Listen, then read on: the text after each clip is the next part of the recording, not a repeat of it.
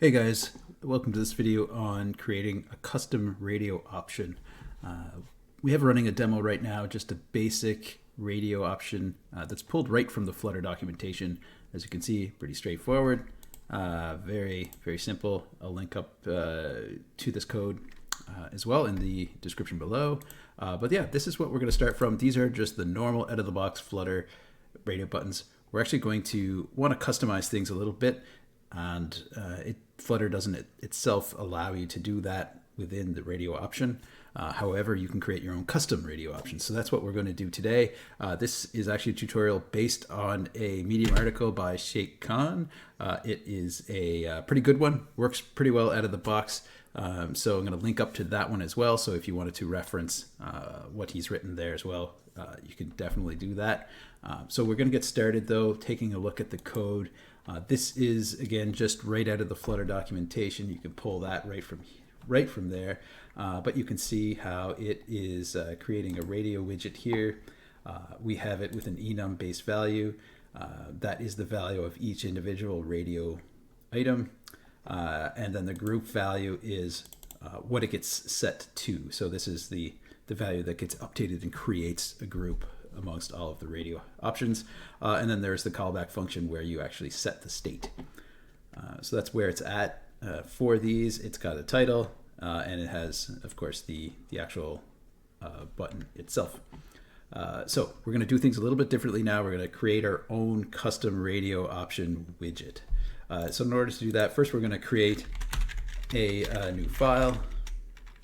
We're going to call it radiooption.dart. I have the code pre-coded, so I'm just going to paste it in, but I'm going to have it available for you as well, and we're going to run through it here as well. So let's take a look. Creating a new widget class, stateless widget class, kind of templated class.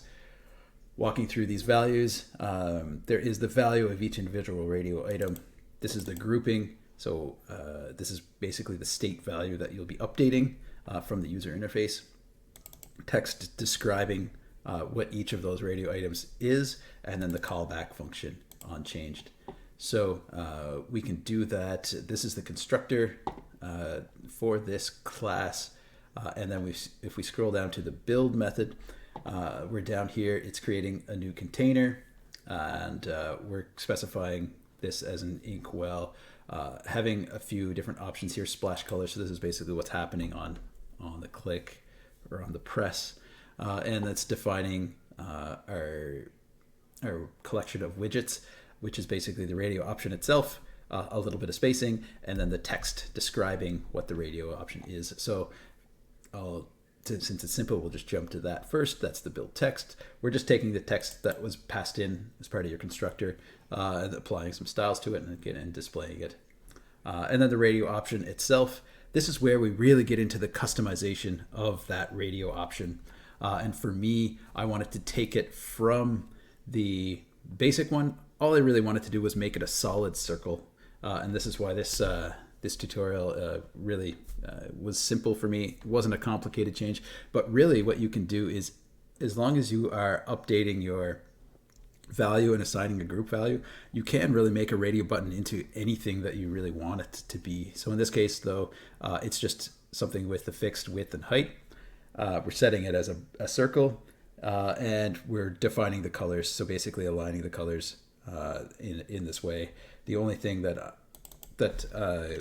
I want is to ensure that whenever it's selected, that it doesn't have an outline and then a circle. I want them to actually match, and so this is actually going to achieve that for us.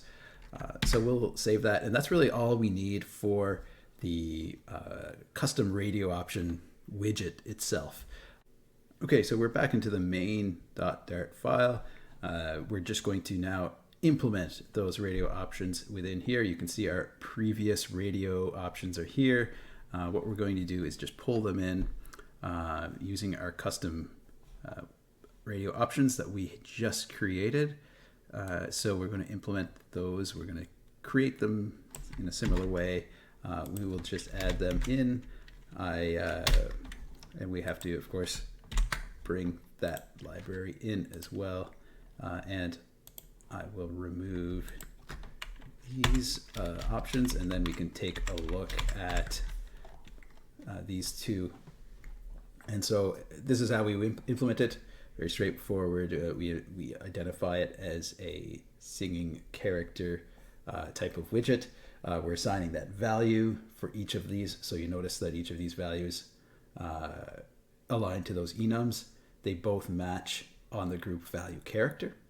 And then our callback method here is updating the character value on each of those cases. So if we take a look then at the app shows the updated radio buttons, and we have a custom radio button implemented in Flutter.